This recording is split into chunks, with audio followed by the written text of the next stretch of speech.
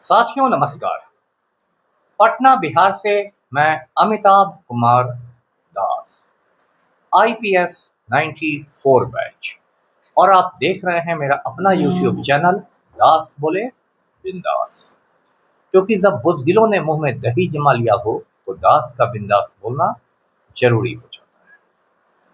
साथियों, बिहार में जो सिपाही भर्ती घोटाला हुआ था उसमें बिहार का एक पूर्व डीजीपी, पूर्व पुलिस महानिदेशक जल्दी ही जेल जा सकता है। इस पूर्व डीजीपी का नाम है संजीव कुमार सिंघल, और इस वीडियो को आप आखिर तक दिल थाम कर देखिए। साथियों, कहानी शुरू से शुरू करते हैं। ये जो संजीव सिंघल है, ये 1988 बैच का, 1988 बैच का आईपीएस ऑफिसर है, और इसकी गिनती बिहार के नालायक आईपीएस अफसरों में की जाती है। ये जो संजीव सिंघल है, लालू राज में इसने लालू को बहुत मक्खन लगाया, बहुत चमचागिरी की, और इसको जिलों की कमान मिलती रही, फील्ड पोस्टिंग होती रही। 1996 की बात है, 96 की बात है। उस समय बिहार में लालू राज था, लालू यादव सीएम था, और सीवान में मोहम्मद शहाबुद्दीन का आतंक था। मोहम्मद शहाबुद्दीन सीवान का एमपी था, और पूरे सीवान में वो दहशत का पर्याय था। संजीव सिंघल उन दिनों सीवान का एसपी हुआ करता था, और एक दिन क्या हुआ कि संजीव सिंघल बाहर कहीं गश्त कर रहा था कि शहाबुद्दीन का गिरोह उधर से आ गया, और उसके बाद शहाबुद्दीन ने संजीव सिंघल की ओर निशाना साधकर AK-47 चलाना शुरू कर दिया। AK-47।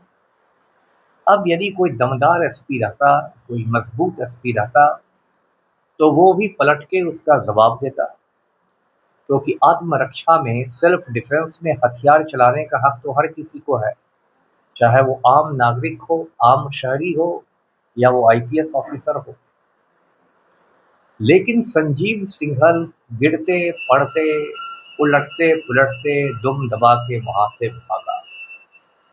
कुछ लोग तो यहाँ तक कहते हैं कि संजीव सिंघल ने आईपीएस की वर्दी में, आईपीएस के यूनिफॉर्म में सूसू कर दिया था। इस तरह से वो मैदाने जंग छोड़ के भागा संजीव सिंघल, और उसके बाद से मोहम्मद शहाबुद्दीन का आतंक और ज्यादा बढ़ गया। सीवान के लोग कहने लगे कि जिसने एसपी को ही खदेड़ दिया, उसके सामने हम लोग की औकात क्या है। तो ये आदमी है संजीव सिंघल। अब मैं अपनी बात एक आपको सुनाता हूँ। मैं सन 2000 से 2001 तक किशनगंज डिस्ट्रिक्ट का एसपी रहा था।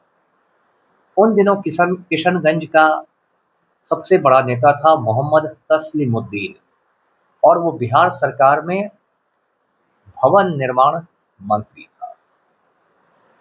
और ये जो तस्लीमुद्दीन था, ये किशनगंज में बाकायदा एक गिरोह चलाता था, गैंग चलाता था। तो मैं जब किशनगंज का एसपी बन के गया, तो मैंने तस्लीमुद्दीन के गिरोह की कमर तोड़ दी। अभी भी किशनगंज के लोग याद करते हैं कि किस तरह मैंने तस्लीमुद्दीन के तमाम गुंडों को सीधा कर दिया। उसी समय पंचायत चुनाव भी हुए थे, उसमें मैंने इतनी सख्ती की कि तस्लीमुद्दीन के ज़्यादातर जो चेले चपाटी थे वो चुनाव हार गए। उसके बाद क्या हुआ, वही हुआ जो होना था। उस समय राबड़ी देवी बिहार की मुख्यमंत्री थी, वजीर आला थी। तस्लीमुद्दीन ने राबड़ी देवी को एक लंबा चौड़ा खत लिखा, और खत में लिखा मेरे बारे में कि अमिताभ कुमार दास अगड़ी जाति के हैं, अपर कास्ट के हैं, और सामाजिक न्याय के बहुत बड़े दुश्मन हैं, है ना, सोशल जस्टिस के दुश्मन हैं, और इसलिए इनको तुरंत हटाया जाए। तो राबड़ी देवी ने एक तरह से उसकी बात मान ली, और मुझे भी पता चल गया कि अब जल्दी ही मेरा तबादला होने वाला है, तो मैं तो हमेशा अपना बोरिया बिस्तर बांध के ही रहता था। लेकिन ये खबर लग गई संजीव सिंघल को भी, अब ये संजीव सिंघल ने क्या किया कि इसने तस्लीमुद्दीन का जाके पैर पकड़ लिया। संजीव सिंघल ने कहा कि अरे अमिताभ दास तो पगला है, टेढ़िया है, टेढ़ा आदमी है, आपके पीछे पड़ गया था, बताइए। मैं जाऊंगा तो बिल्कुल आपकी खिदमत करूंगा, आपके चेले चपाटियों पर जितने केस हैं सबको खत्म कर दूंगा, सारी फाइलें बंद कर दूंगा। तस्लीमुद्दीन ने आशीर्वाद दिया कि ठीक है, ऐसा ही करो। तो मेरा ट्रांसफर हो गया किशनगंज से और मेरी जगह संजीव सिंघल की तैनाती हो गई। ये अगस्त 2001 की बात है। उसके बाद संजीव सिंघल आया, उसने मुझसे चार्ज लिया, प्रभार ग्रहण किया और 1-2 महीने में ही जितने भी मैंने केस करवाए थे तस्लीमुद्दीन के चेले चपाटियों पर, गुंडे मवालियों पर, उसमें से बहुत सारे केस बंद कर दिए गए। तो ये सिंघल साहब की कहानी है। उसके बाद संजीव सिंघल सन 2020 से 22 तक बिहार का डीजीपी रहा, यानी डायरेक्टर जनरल ऑफ पुलिस, यानी पुलिस महानिदेशक। उस समय भी संजीव सिंघल ने वही कुछ किया जो उसको करना था, यानी कि गलत सलत काम। उस समय क्या एक वाकया हुआ कि गया का सीनियर एसपी हुआ करता था आदित्य कुमार। आदित्य कुमार पर भ्रष्टाचार के, करप्शन के कुछ इल्जाम लगे। आदित्य कुमार की फाइल खुल गई। अब क्या हुआ कि आदित्य कुमार का एक दोस्त था, वो पूरा ठग था। उस दोस्त ने क्या किया कि संजीव सिंघल को फोन किया और कहा कि मैं पटना हाई कोर्ट का चीफ जस्टिस बोल रहा हूँ, पटना उच्च न्यायालय का मैं मुख्य न्यायाधीश बोल रहा हूँ। और ये फोन उसने 1, 2, 3 नहीं 40 बार की और सिंघल को कहा कि आदित्य कुमार वाली फाइल बंद कर दीजिए। अब कोई भी यदि समझदार आईपीएस रहता तो उसको ये बात समझ में आ जाती कि भाई पटना हाई कोर्ट का चीफ जस्टिस किसी के लिए, एसपी के लिए 40-40 बार क्यों फोन करेगा, एक बार भी क्यों फोन करेगा। तो उसका दिमाग तो ठनक जाता कोई भी समझदार आईपीएस रहता। लेकिन ये संजीव सिंघल ऐसा नालायक था कि इसने उस आदित्य कुमार वाली फाइल को ही बंद कर दिया। जब ये मामला प्रकाश में आया, उजागर हुआ, तब काफी हंगामा हुआ। पटना में मीडिया वालों ने पलटू राम को घेर लिया, जो बिहार का नालायक मुख्यमंत्री है। पलटू राम से मीडिया वालों ने कहा कि डीजीपी ने ऐसा ऐसा काम कर दिया है, ठग के कहने पर एक फाइल बंद कर दी। तो पलटू राम भी पलटू राम ही है। पलटू राम बोला कि अरे जाने दीजिए, अब तो रिटायर कर रहे हैं सिंघल साहब, अब तो वो रिटायर कर रहे हैं, अब छोड़िए उनको, क्या करना है। तो सिंघल रिटायर कर गया और रिटायर करने के 1 महीने के अंदर में ही पलटू राम ने उसको सिपाहियों की भर्ती का जो होता है केंद्रीय चयन परिषद, उसका चेयरमैन बना दिया। मतलब कि अब संजीव सिंघल बिहार में सिपाहियों की बहाली करता, कांस्टेबल्स की भर्ती करता।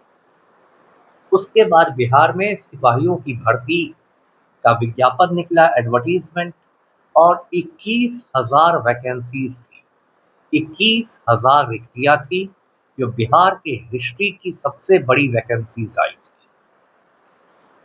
और उसकी एक लिखित परीक्षा हुई, रिटन एग्जाम सिपाहियों की भर्ती का। वो एग्जाम हुआ 1 अक्टूबर सन 2023 को।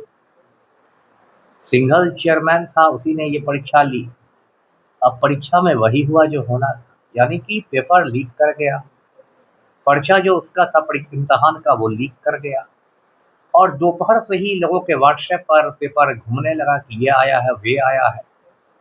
संजीव सिंघल ने शाम में एक प्रेस कॉन्फ्रेंस किया और कहा कि ये सारी बातें झूठी हैं, कोई भी पेपर नहीं लीक हुआ है, ऐसे ही कुछ शरारती लोग ये उड़ा रहे हैं, अफवाह है, ये है, वो है। लेकिन अगले दिन यानी 2 अक्टूबर 2023 तक इतने ज्यादा सबूत इकट्ठे हो गए कि पेपर लीक हुआ है कि 3 अक्टूबर को पूरा पर्चा कैंसिल करना पड़ा। उसके बाद सरकार पर इतना दबाव हुआ कि दिसंबर में संजीव सिंघल को हटा दिया गया केंद्रीय चयन परिषद के चेयरमैन से। उसके बाद मैडम शोभा ओहटकर हैं, वो एक ईमानदार आईपीएस हैं, उनको चेयरपर्सन बनाया गया। शोभा ओहटकर ने संजीव सिंघल को बार-बार खत लिखा कि आप सारे दस्तावेज मुझे सौंप दें, लेकिन संजीव सिंघल ने कोई भी दस्तावेज मैडम शोभा ओहटकर को नहीं सौंपा। तब तक ये पेपर लीक की जांच ईओयू ने शुरू कर दी थी। ईओयू का मतलब होता है इकोनॉमिक ऑफेंसेस यूनिट, यानी आर्थिक अपराध इकाई। ये बिहार पुलिस का एक विंग है।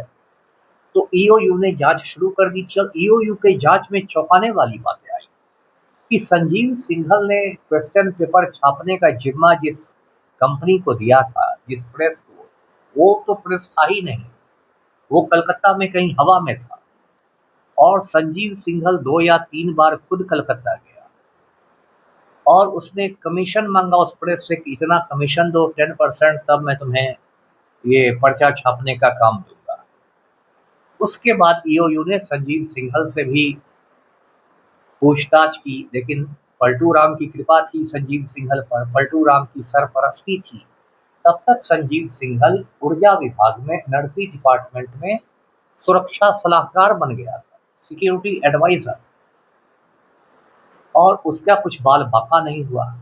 अब जब पलटू राम के हटने की बात हो रही है, पलटू राम एक हफ्ते में हट जाएगा, आप जान रहे हैं, उसको बीजेपी कनपटी पर कट्टा सटा के दिल्ली भेज रही है, तब ईओयू ने फिर संजीव सिंघल पर दबाव बढ़ा दिया है।